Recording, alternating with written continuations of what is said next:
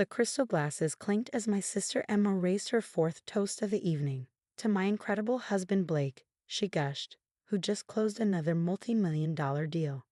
I sat quietly at the far end of the table, nursing my single glass of wine. These monthly family dinners had become an exercise in humility or humiliation, depending on how you looked at it. The dining room of my sister's mansion could have fit my entire apartment 3 times over, a fact she never failed to mention. James, Blake's voice carried across the table, dripping with false concern. Still working at that tiny investment firm. What do you call it again? Mitchell Advisory. Before I could answer, Emma jumped in. Oh, Blake, don't embarrass him. Not everyone can be as successful as you. I gripped my fork tighter, thinking about the documents sitting on my desk at work. Documents that would wipe the smug smile right off Blake's face. But not yet. Timing was everything in this game. Actually, I said calmly, we're doing quite well. Blake laughed, adjusting his Rolex. Quite well? Is that why you're still driving that 10-year-old Honda? Come on, James. When I was your age, I was already making partner at Sterling Capital. My mother, ever eager to keep peace, tried to change the subject. The food is lovely, Emma. Did your new chef prepare this? But Blake wasn't finished. He never was. You know, James, I could probably find you something entry-level at Sterling. Better than wasting your time with whatever it is you're doing now. I thought about the irony of his offer. Blake Thompson, the self-proclaimed king of Wall Street, had no idea that his entire future was currently sitting in my office safe. I appreciate the offer, I replied, cutting into my steak, but I'm exactly where I need to be. Emma rolled her eyes. James, don't be proud. Blake's trying to help you. God knows you need it. Our father, who had been quietly observing, finally spoke up. Now, Emma, your brother works hard. At what? Blake interrupted. Pushing papers at some no-name firm? Please, he's barely making ends meet while Emma has everything she could ever want. I made sure of that. I watched my sister beam at her husband, completely oblivious to the condescension in his voice. She'd always been like that, so eager for approval that she'd accept any form of attention, even if it came at someone else's expense. Tell me, Blake, I said, setting down my fork. How's the global tech merger coming along? His hand froze halfway to his wine glass. How do you know about that? I shrugged. News travels fast in finance. Heard there might be some complications. Nothing I can't handle, he snapped, but I caught the flicker of concern in his eyes. Sterling Capital has everything under control. Emma, oblivious to the sudden tension, laughed. Of course you do, honey. You're the best at what you do. Unlike some people who never reach their potential. The dig was meant to hurt, but I just smiled. If only they knew that Mitchell Advisory, my supposedly tiny firm, had been systematically acquiring controlling interests in key companies for the past 5 years. We operated through a complex network of shell corporations and subsidiaries, our true size hidden from public view. Blake had recovered his composure. Actually, James, since you brought it up, the global tech merger will be my biggest deal yet. Once it's complete, we're looking at a $900 million valuation, but that's probably more money than you'll see in your lifetime. My mother shifted uncomfortably. Blake, perhaps we could discuss something else. No, he waved her off. James should hear this. Maybe it'll motivate him to finally do something with his life. You know, when I first met Emma, I couldn't believe she had a brother who was such a… What's the word I'm looking for? Disappointment, Emma supplied helpfully. That's it. Blake snapped his fingers. A disappointment. I mean, same parents, same opportunities, but look at the difference.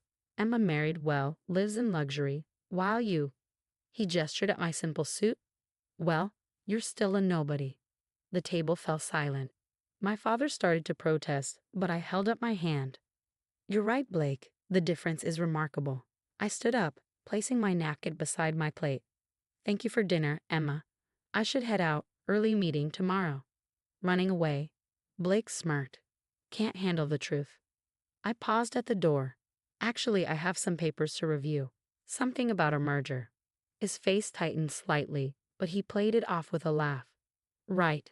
I'm sure your little advisory firm handles real mergers all the time. If he only knew that Mitchell Advisory was just the tip of the iceberg.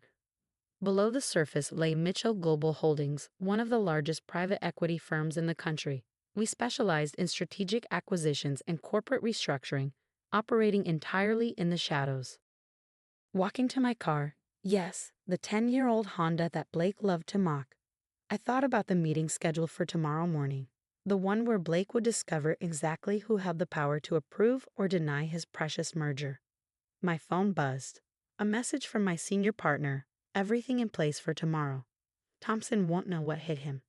I typed back a quick response. Perfect. Time to show my brother-in-law what a nobody can do.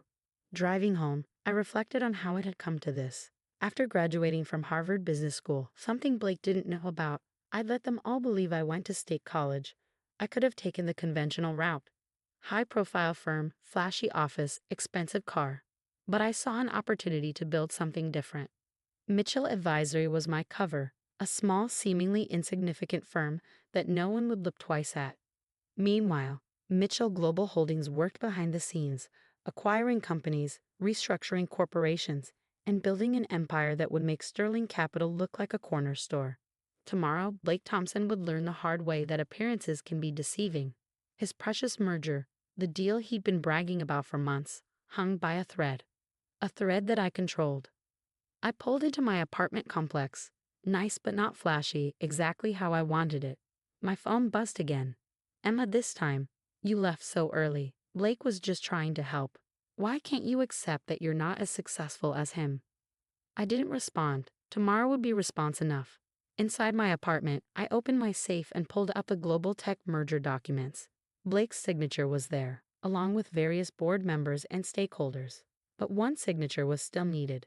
The CEO of Mitchell Global Holdings, the company that had quietly become Global Tech's majority shareholder. My signature.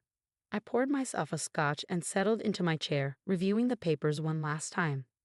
In less than 12 hours, Blake Thompson would discover that his biggest deal, his crowning achievement, rested entirely in the hands of the nobody he loved to mock. Sometimes success doesn't need to be flashy. Sometimes it's better to be underestimated, to work in the shadows while others preen in the spotlight. Blake had chosen to build his reputation on arrogance and public displays of wealth. I had chosen a different path. Tomorrow we'd see which path led to real power. The next morning, I arrived at Sterling Capital's headquarters an hour early. Not through the main entrance where Blake would expect to see me begging for a job, but through the executive elevator, using the access code my team had secured months ago. The top-floor conference room offered a stunning view of the city skyline. I stood at the window, watching the morning traffic crawl below, thinking about how many times Blake had bragged about this view at family dinners. "Everything is ready, Mr. Mitchell," my assistant Sarah whispered, entering silently. "The board members are gathering in the lobby. Mr. Thompson just arrived." I nodded, straightening my bespoke suit, one that cost more than Blake's but was deliberately understated. "And Emma just pulled up in her Mercedes. She's with him." Perfect. I had wondered if Blake would bring my sister to witness his triumph. His ego wouldn't let him miss the chance to show off. I took my seat at the head of the conference table, back turned to the door, listening as people filed in. I could hear Blake's confident voice in the hallway. "The Mitchell Global Holdings CEO is just playing hard to get. Trust me, once they see the numbers, they'll sign. No one turns down Blake Thompson." Oh, the irony. The room fell silent as Blake entered. I could picture him strutting in, probably adjusting his gold cufflinks, a habit he had when he was feeling particularly powerful. "All right, where's this mysterious CEO who's been?" His voice trailed off as I swiveled my chair around. "James, what are you doing here?" "This is a private meeting. Security." I smiled, opening the folder in front of me. "No need for security, Blake. I'm exactly where I should be." Emma, who had followed him in, looked confused. "James, why are you sitting there?" "That's for the CEO of Mitchell Global." Her voice faded as realization dawned. "No," Blake said flatly. "No, this is impossible. You run Mitchell Advisory, that tiny firm in a strip mall." "Mitchell Advisory is a subsidiary," I explained calmly. "One of many. Mitchell Global Holdings, on the other hand." I gestured to the board members who were trying to hide their smirks. "Well, let's just say we're quite a bit bigger than Sterling Capital." Blake's face had gone from red to white. "You're lying." This is some kind of joke. Like the jokes you made about my car, or my career, or how about last night when you called me a nobody? I slid the merger documents across the table. Take a look, Blake. The only signature missing is mine. Emma grabbed the papers before Blake could reach them. Her hands trembled as she read. James, you're the CEO. But all these years, I was building something while your husband was busy bragging about his latest bonus. I turned to Blake. By the way, that merger you're so proud of, we orchestrated the whole thing. Every major stakeholder, every board member who supported the deal, they work for me. Blake collapsed into a chair. Why? He managed to croak. Because true power isn't about showing off. It's about knowing when to stay quiet and when to reveal your hand. I stood up, buttoning my jacket. Now about that merger. I've reviewed the terms and I'm afraid they don't work for us. Please, Blake's voice cracked. This deal, it's everything. Sterling Capital needs this. Like I needed your help getting an entry-level position, I asked softly. Tell me, Blake, how does it feel to be the nobody in the room? Emma stepped forward, tears in her eyes. James, please. If this deal falls through, Blake could lose everything. Everything? I laughed. You mean the mansion you love to show off? The cars? The vacations? All built on Blake's arrogance and other people's money? The board members shifted uncomfortably. They knew what was coming. Here's what's going to happen, I continued. Sterling Capital will be absorbed into Mitchell Global Holdings. Blake, you're welcome to stay on, in an entry-level position, of course. After all, I'm just trying to help you, like you always tried to help me. Blake's face crumpled. The mighty king of Wall Street reduced to begging for a job from his brother-in-law. You can't do this, he whispered. Actually, I can. And I am. I turned to the board members. Meeting adjourned. Sarah will distribute the new organizational charts. Blake, clean out your office by the end of the day. As people filed out, Emma remained, staring at me like she was seeing me for the first time. All those dinners, she said quietly. All those times we made fun of you. You chose your side, Emma. You chose to believe that success only looks like what Blake showed you. Flashy cars and expensive watches. You never once asked what I was building. I'm your sister, she pleaded. And I'm still your brother. The same brother you called a disappointment last night. The only difference is, now you know what I'm really worth. My phone buzzed. Another major deal requiring my attention. Real power never rests. I have another meeting, I told them. Blake, security will supervise while you pack up. Emma, I'll see you at the next family dinner. I think it's my turn to host. As I walked out, I heard Emma burst into tears and Blake's heavy breathing as he faced his new reality. Part of me felt a twinge of sympathy, but I pushed it aside. They had chosen their path, the path of arrogance and shallow success. I had chosen mine. That evening, I drove my cheap Honda back to my modest apartment. My phone had been buzzing all day. Messages from my parents, other relatives, all suddenly realizing that the family disappointment was anything but. I poured myself a scotch and opened my laptop to review another potential acquisition. My mother had sent a dozen messages.